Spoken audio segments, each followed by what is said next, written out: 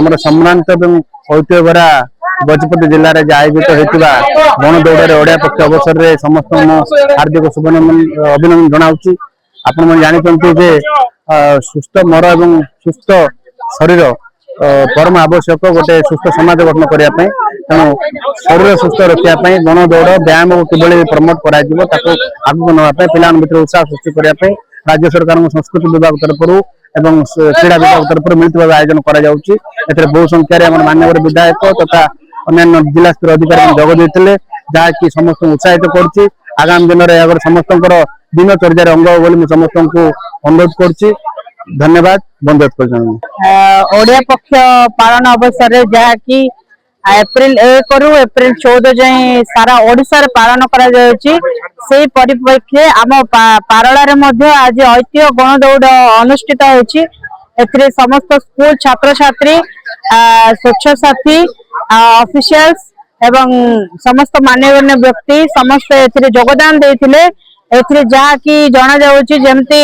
सरकार पाठ्यक्रम को जमती गुरुत्व देउचंदी सेमती स्वास्थ्य को मध्य सेमती गुरुत्वारोप देउचंदी। एही अवसर रे गोटे किलोमीटर पर्यंत गोटे भल गण दौड़टी होइतिला। एथिरे जेमती कि जाना पड़ला समस्त जेमती समस्त भाई भौणी गोटे एकता तथा भाईचारा रूपे एठी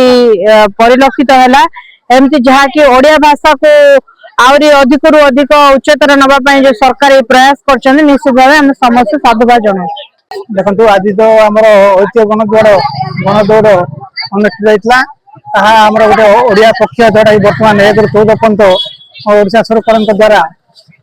पालित होती तार गोटे अंशविशेष था जहाँकि आम ओडिया ऐतिह्य संस्कृति तथा आम भाषा को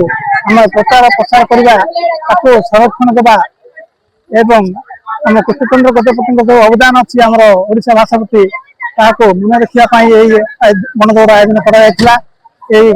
गण दौड़ प्राय आम 400 स्कूल पिला एकत्रित हो कार्यक्रम सामिल होते दीर्घ 1 किलोमीटर 500 मीटर पर्यंत आम गण दौड़ करूँ पिला बेस उपभोग करते आशा करूँ